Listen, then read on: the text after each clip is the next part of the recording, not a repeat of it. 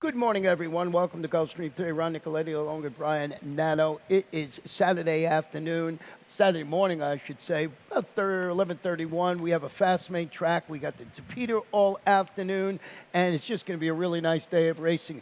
If you like big fields, you've come to the right place Saturday and Sunday. We got some big fields to deal with, including the first today, but we got some information. Boy, what a great day with the Pick five. I think it paid $7,000 and got $700,000 into the pool or something like that. So that was fun. That was really fun. I'm aware of what it paid, not because I hit it, but I'm just aware. Almost $750,000 in that pool. So thank you for firing on that. We had some Rainbow Six drama as well, but it was not hit. So what that means is we fight again today at $200,000. $200,000 in the kickoff in race number 6. So that is all the early information we have for you right now, except for Brian's early pick 5, which is going to come to you as we speak. Here we go. $48 is the ticket. We'll spread here in race 1. In race 2, the top pick, number 3, Divine Exchange. Jennifer Young off the claim. She does good work. Tapeta routing. In race 3, 68 is the order. Dunkel. In race 4, we'll go 3 deep. Number 6, Officer Country. I've got a couple bombers on top today, Ronnie. And then in race 5, Ticking, number 8. I think will be a very, very strong favorite in there. That huge purchase price as a 2-year-old earlier this spring. The Bolt Doros are absolutely white hot, very precocious young sire. Yeah, that is the number 8 Ticking in that race. As I mentioned, you want big fields. We're going to kick off with race number 1. This is about 5.5 furlongs on the, it is 5.5 furlongs on the fast main track. And these are 2-year-olds, $25,000. And, you went with the number 7. Let's start there. And that's 12-2. Jeremiah O'Dwyer, Jose Morelos. Yeah, so let's take a look at a trainer stat here, too, for Jerry, because, we've talked about it. He's had a rough go of it at the Royal Palm meet. I don't think there's any doubt about it, but this is a strong, high-percentage barn from the Mid-Atlantic coming down to Gulfstream for the first time. And I wanted to bring this stat up, because it's a huge stat, 24% second-time maidens with a huge ROI, sprinting the past 5 years. The other reason I wanted to bring it up is because the stats that you're seeing are just skewed because the barn's, like I said, is a little slow into stride down here. This is a sharp outfit that eventually is going to win races.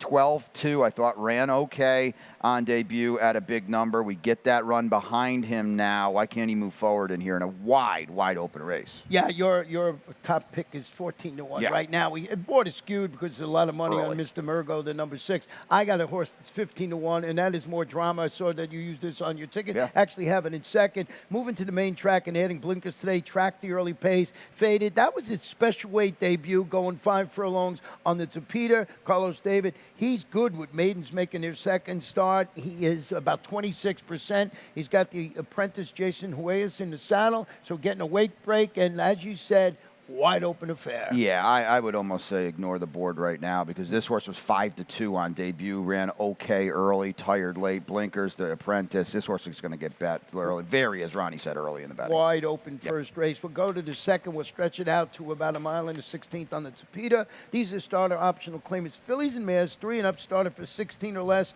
Optional tag is $16,000. 8 will be in the field. And kick it off with your number 3 horse in the Divine Exchange from Jennifer Young. 5-1 on the board. Yeah, I'm circling that race 3 back. I mean, this horse had a trip last time, I thought, got pace compromised, and still ran okay. Nobody else closed that day. I know she was 9-10. I understand that, but I thought she ran better than it looked. Let's just ignore the turf race 2 back. Let's look at the race 3 back on the Tapeta in a 25 starter where she just missed by a neck. Yes, I understand Jose D'Angelo had her. Now Jennifer Young's going to have to improve or keep the form off of that one. I get that. Miguel Vasquez lands here. She's, it's a very small percentage, but Jennifer does well in these Tapeta routes.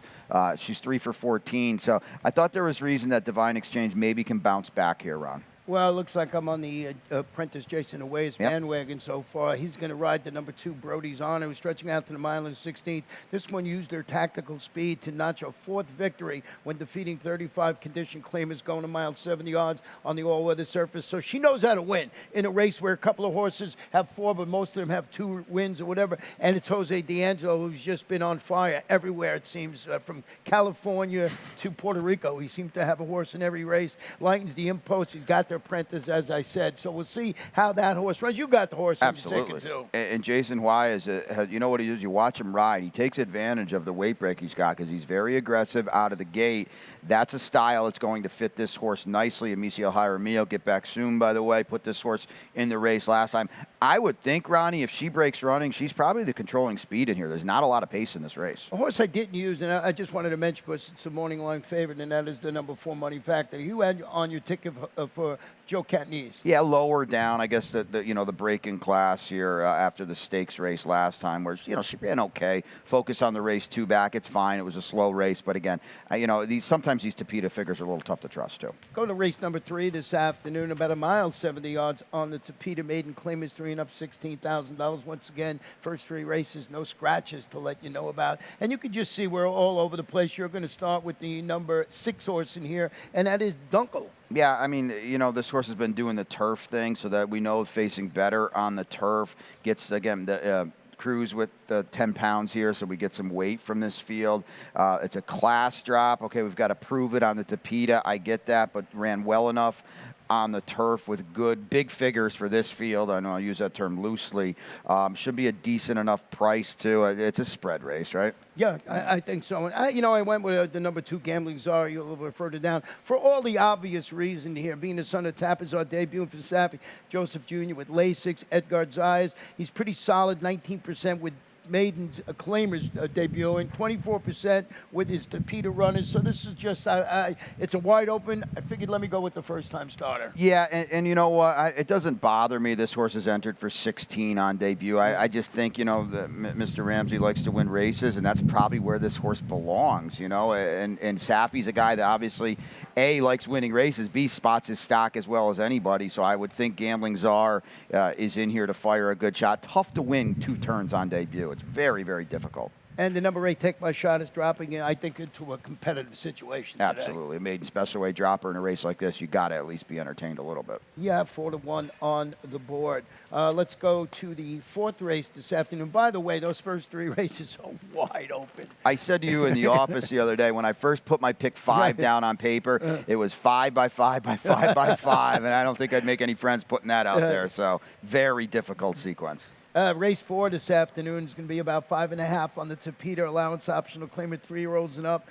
25,000. Once again, no scratches, jockey changes in here. I went with the number 2, Alado, who's a winner against $40,000 starter allowance runners. That was going long on the Tapeta in February. But I want to go back and show you this horse's race going 6 furlongs on the turf at Belmont. Now watch the start here. You're going to see what happens to the number 1, Alado here. They're just going to say, hey, you got to go all the way over here to start. So the horse, look, you could just see where it is. And, they turn for home. And now you can see this horse closing is the number 1 horse in here. And I thought closed stoutly. Don't forget, this is 6 furlongs on the grass. So 1 long going on the Tapeta here. But I think this horse can be a top-notch sprinter. And you saw that this horse to close after that start, with the horse that's on the lead was on the lead the whole way around, and I thought this horse closed stoutly.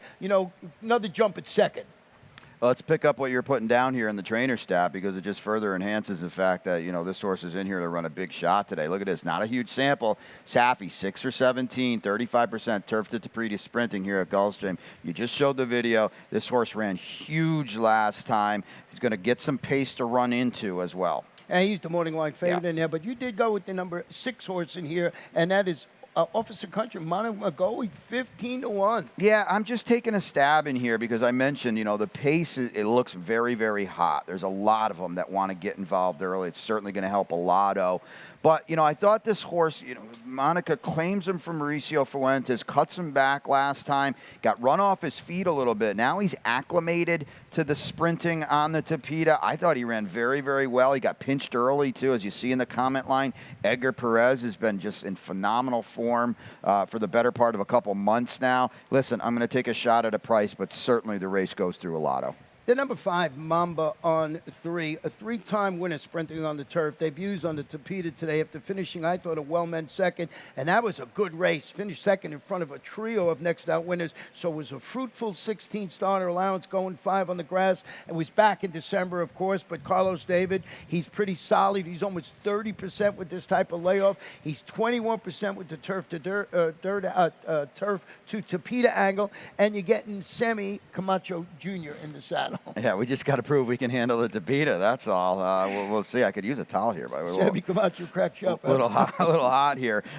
This is another horse that wants to be involved early and often, and we'll see how it shakes out, see what happens early in the race, but this could be a fall-apart kind of race. Yeah, you could see that. So, there's so many different ways to go. So that's the first 4. Let's go to the 5th, and the 5th race here, and I'm going to let Brian take it away because he found a really nice horse that my theory was, let me watch one. Mm-hmm. So that was my angle. We're talking about the number 8 Tickingen. Go ahead. This horse is beautifully bred. Yeah, I mean, this is a horse that I would think is going to be a huge favorite in this spot. The Bolt Doros have been freakish early on. He started 7 for 14 as a first crop sire. That's huge. I just heard you in the office saying this is a half to Harper's first ride, a grade 3 winner in the Mid-Atlantic. Klugman as well, who we know down here. They paid over $600,000 as a 2-year-old earlier this year. The dam was unraced. Eddie Plesic, Kevin Krieger's been riding for Eddie. Good to see. And the works here are off the page. And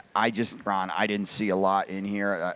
I would think this horse is going to be a huge favorite. That's why I singled to end my early pick 5. Try to get some leverage here. I'll tell you what, if this horse isn't a huge favorite, I'd be really leery because there's not a lot in here. And it's good to bet the horse like this in the early pick 5. Exactly. Because being 6-1 on the morning line, maybe people miss it and then you get a price. Yeah. I went with our old buddy in here with the number 1 Kahaku, and I'm talking about Bill Theranos, who grabbed this horse after the claim. Now, we know he's up in Canada, but he's kept a small string down here, returns to the maiden special weight ranks, pressed the pace, finished second as the 3-5 favorite against 25 maiden, going 5 furlongs. The barn is good. We saw him all winter long, and I think they knew this horse when they dropped this one for a tag. I'd be interested to know how many people were involved in the shake to grab this horse, because this horse has run well against certainly better, and they dropped it in for the quarter, and he went right in to get it. Open company, all those races, too. And Billy's a sharp guy, and he's watching up there. He's not here. He's over here over the winter. He's up at Woodbine. So as you said, Ronnie, maybe we got to look into this one. Here he is, claims, and the horses run very, very well. The rail's not ideal.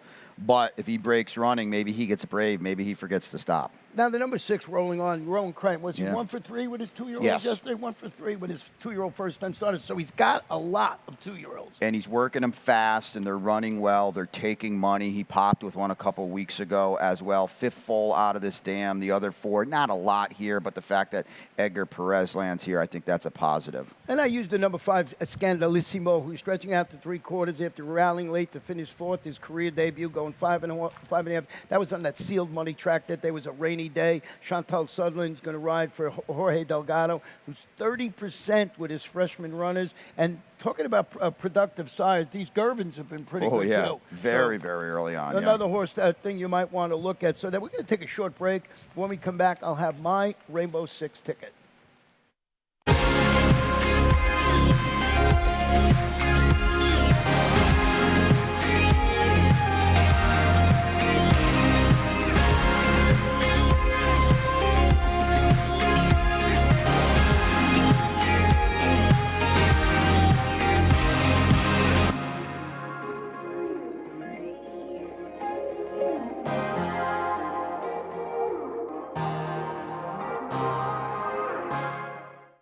We're ready for the start. They're off.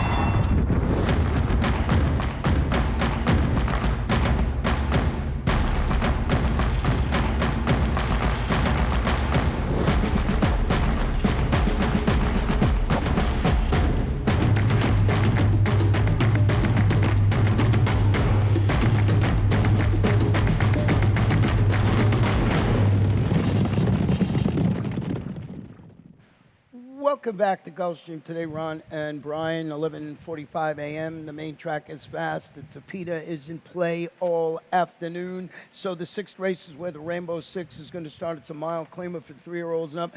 Probably the only race that had I think the only race that had multiple scratches in it with the 3, 6, 10, 12, and 13. So it's still a pretty nice field. We'll talk about that race. First, we'll show you my ticket. Then we'll talk about this race in a while. I got coverage in race number 7 with Rushing to Win, Frosted Armor, and Hunted.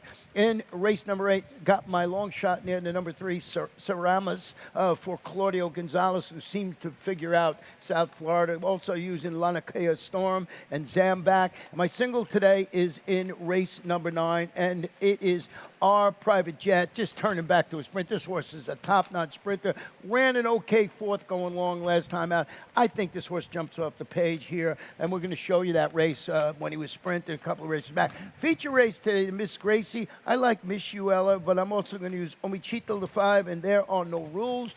And in the final race, Vandalia, first gold, and the number 6, Twin Cause. So 48.60 for me with that single in race number 9. You threw me off there. I got to gather myself. A single and a 48.60. So it's a tough sequence. We had singles yesterday in the finale, 4 of them. It would not shock me at all if somebody's eligible to sweep this thing today. So get involved. Yeah, you know, we talked about the first 5 races being hard. It continues here. These are great handicapping races. So I went with the number 7 horse in here, Meade, who's changing barns, going to the Jose D'Angelo barn. You did too. After the claim cuts back to a 1-turn mile. I'm going to go back and show you this horse's start.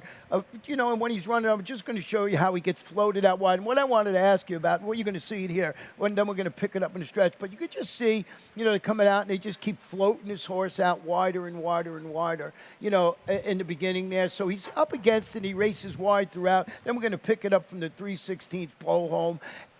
You know, here it is, and it closes to finish second. My question to you, Brian, do you think that really affected how he ran, or was it just, you know, something that he got pushed out and, you know, recovered right away? But he runs a bang-up second to One-Eye Jack, and here's game as can be. Yeah, I don't necessarily know if it affected how he ran, but it certainly cost him a long neck. There's no doubt about that. He was probably 3 lengths the best in there. So, I mean, the replay was perfect to bring up, and my notes just say wide, wide, wide with an exclamation point. So, to me, he's my best bet of the day. He's a single for me if I was, you know, you got to be aggressive in this sequence and take your shots and kind of draw a line in the sand. I think Meade's in a great spot off the claim for Jose. I think you got a stat, too. Yeah, let's take a look at that stat as well. Here it is. It's not a big one, but wow, 9 for 24. That's 38% off the claim routing here the past 3 years. That's a huge, huge angle for a barn that just does everything well. This amps it up a few notches. I originally had the 12 and second wild Wicked Temptations, so I bumped up Here Comes Bullet, was given some time off after finishing second against similar going a mile during May. Bob Hess Jr. win yesterday. Chantal atop. 4-time winner at the distance. Yeah, and Chantel can save some ground down inside here. I don't think she has to be on the lead. If no one's in here, she can take it, but she's got some options. You said it, the horse likes this main track, certainly likes this 1-turn mile, and he's been in pretty good form. Lusitano was good that day for getting to stop. I think, you know, maybe the little freshening. Bobby seems to be winning races again. And 2 horses that ran with, you know, together here was the number 11 Hero, who you have, and also the number 5 Blessed Journey. Yeah, the drop for Hero is a big one. I mean, he wasn't far. He beat Meade 2 back, and then he was just in a spot where that's a little bit much to ask for Hero last time. Let's go to race number 7 this afternoon, and this is where we have our late pick 5. It's a mile claimer. 3-year-olds, 4 and up, non-winners of 2. No scratches near 8. Let's check out Brian's ticket. Yeah, so we got 2 deep here. I guarantee you I will get the winner of the 8th race. I didn't feel like handicapping around, so I just used them all. Again, I took another race off. You know? It's just a wide open race. Really is. The favorite could be like 9-2 in that spot. So listen, I'm hoping for crazy chaos. And here's a single in race 9. Smiling Tuffles. I'm right back with them. 2 in a row. Why not the hat trick? 4 deep in the feature. You kind of alluded to it. I think it's wide open. I do think Miss Uella is the horse to beat. And I'll single in the finale because Vandalia off the claim for Jorge Delgado looks heck to pay in there off an easy win last time, too. Yeah, and you got a good stat on that. Getting back to the 7th, the 3 Rushing to Win is wheeling back, who the horse I have on top, and becoming the only two-time winner in the field when he drove clear to win at this level and distance. Carlos David, he's solid. He's over 20% winning consecutive races. Miguel Vasquez, our leading rider. This is one of my angles. I know you like this angle. He did something no one else in the field has done, and that's win twice. Yeah, absolutely. And he comes in off a win, too, and he just absolutely blasted a field that several of them in here are right back, so it's tough to think he's not going to run huge again.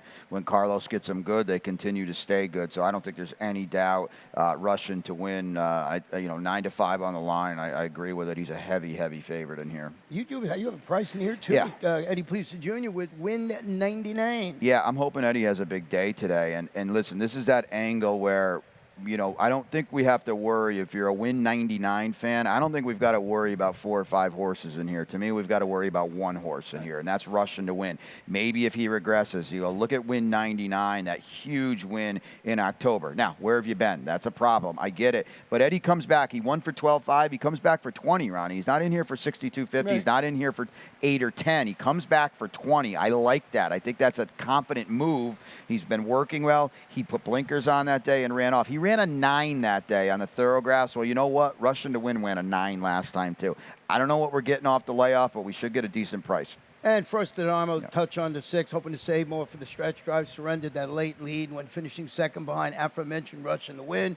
Hey, Antonio Sano, he's waking up. He had a couple of wins yesterday. When this barn gets hot, keep an eye on Antonio Sano. And, of course, Ed Garzia's handling the rematch. Yeah, $63 to kick off that late pick 5 yesterday. Yikes. Nice. Race number 8 this afternoon. You can just sit there. I'll handle this. About a mile and a 16th on the Tapeta. Claim is Phillies 3-year-old or 4 and up. Non is a 2, 20 to 16. I got my long shot in here, and that's Semiramis, who's stepping up to face winners.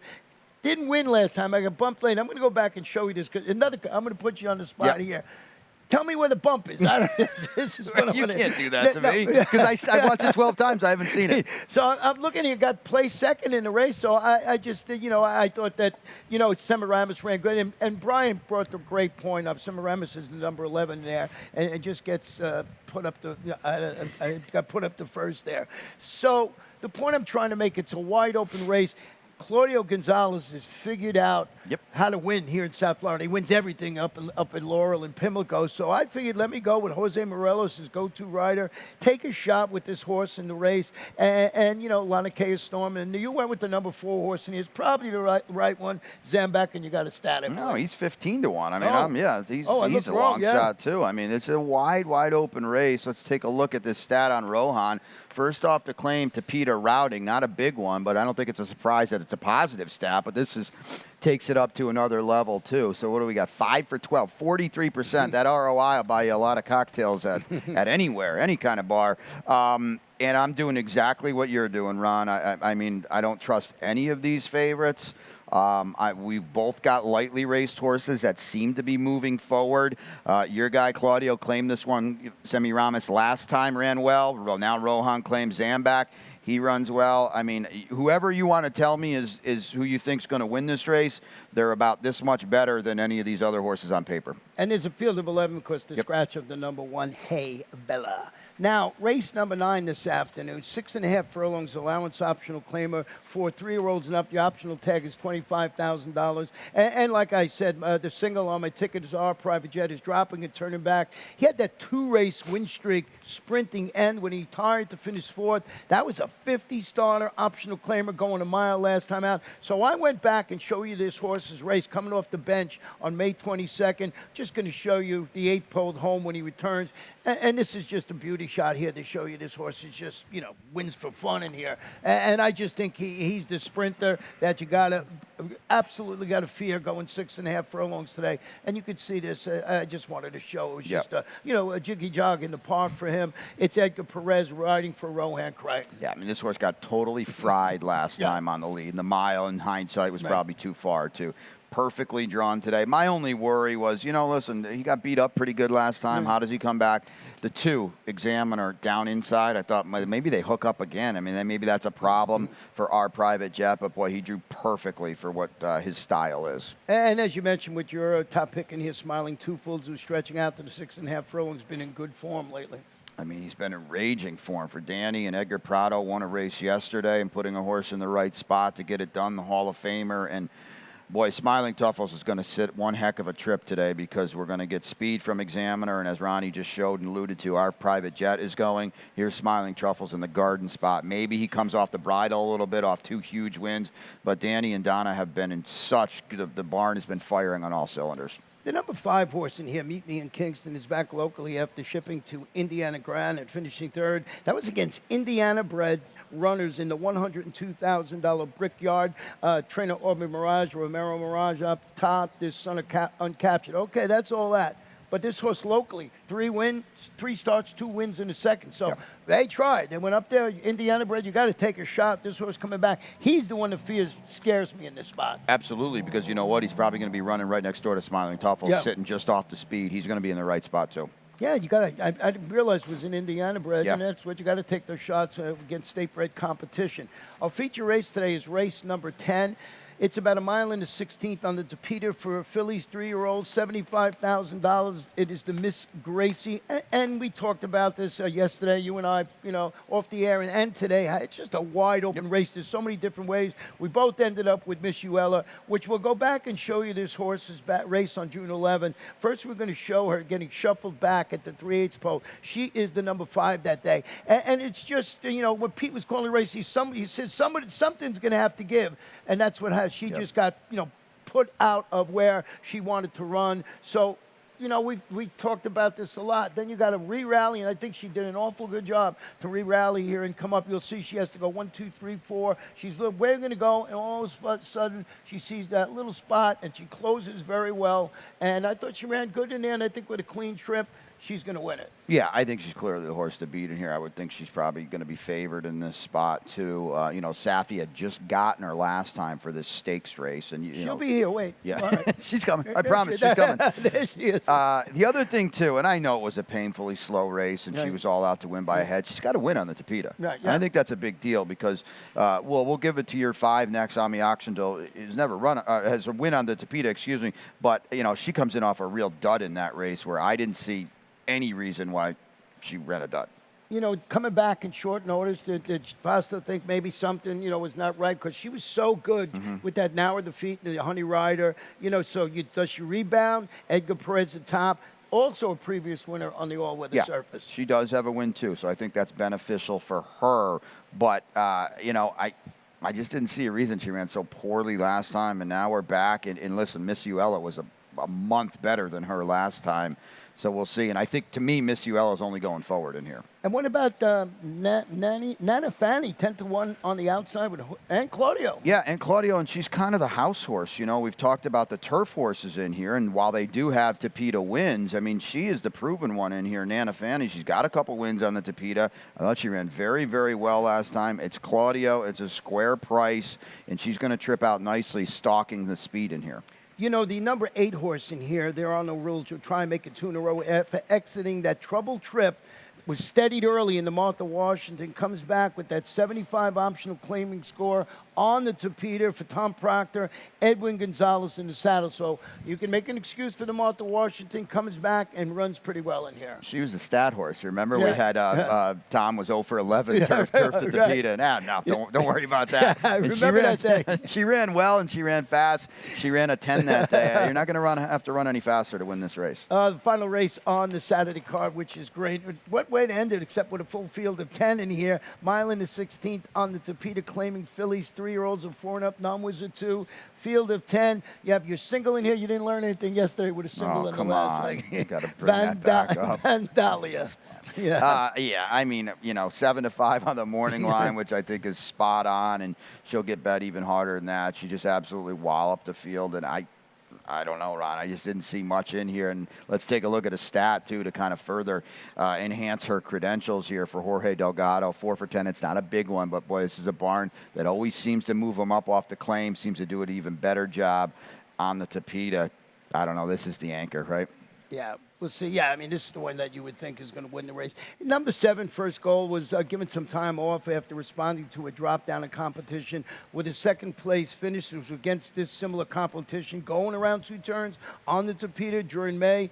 Diane Marici, 21% with this type of layoff, 61 to 180 days. Why can't this horse come back and grab a piece of the Trier Super? You know who the first person I saw coming in today? I didn't even tell you this in the office. Dave Fox. Dave Fox? Yeah, who beat me? Yeah. By this much. Good score yesterday. Chantel's got some speed to work with here. Diane's been in good form at the Royal Palm Meet. A little refreshing. His horse ran very, very well last time. I just think, can we get to the level Vandalia's already at, let alone might be moving forward to? Yeah, so just a wide open affair, and then you got the Don't Mess with the Tess in second, who I have a little further down, who certainly, all these horses you'd think if you're playing the exactas and tries behind Vandalia would be a good horse to play. Yeah, I think we know who is probably going to win. It's underneath that maybe you can find some value.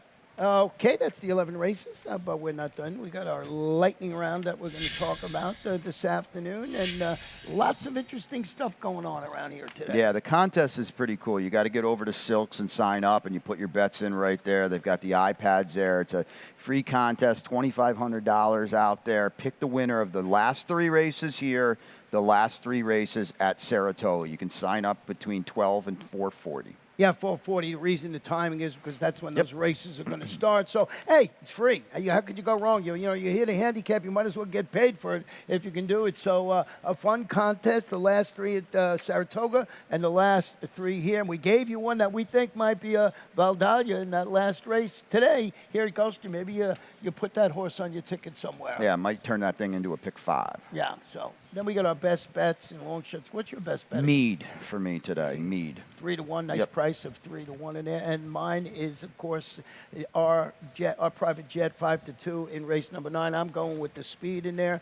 Your long shot today? My bomber was in race 6. In race 7. Wind 99. And I am going with Semiramis and that horse 15 to 1. And Brian has about 12, 15 to 1 on his thing. So you pick what long shot you think might run well. Same thing with me. Yeah. I mean, we got horses that are going to be priced throughout the afternoon. Why? Because it's a great, fun betting race. What else we got? Well, we got White Abarrio, our buddy, our Florida Derby winners up at the Haskell today. I think he's 3rd choice on the morning line. Jack Christopher and Taiba are in there. Here he is winning the Curlin Florida Derby.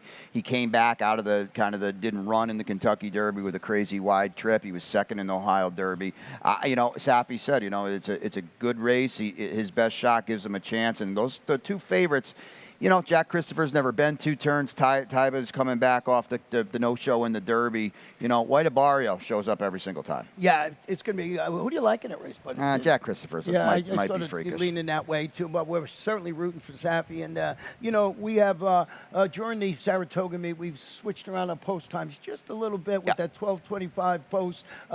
Fridays, of course, we got Twilight with 2:55, and Saturdays and Sundays instead of 12:30 or 12:25. Yep. So we'll be here 11:25 tomorrow to kick it off on Gulfstream today, and we'll send it up to track announcer Pete Aiella for the changes. Best of luck. Thanks for stopping by on the 11 race card.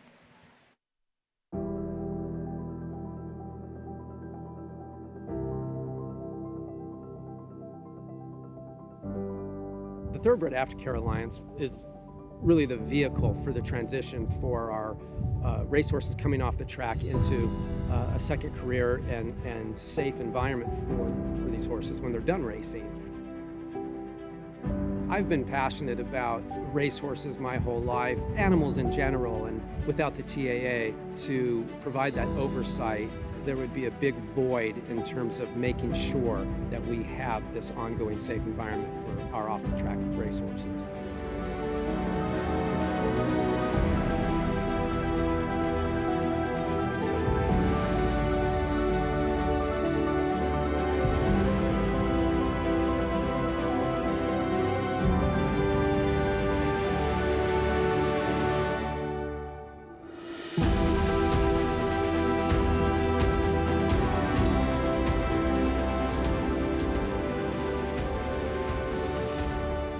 I'm excited about the undertaking and excited about working with our board and our team at the TAA to continue the wonderful progress that has been made. So I'm very excited about what the future holds.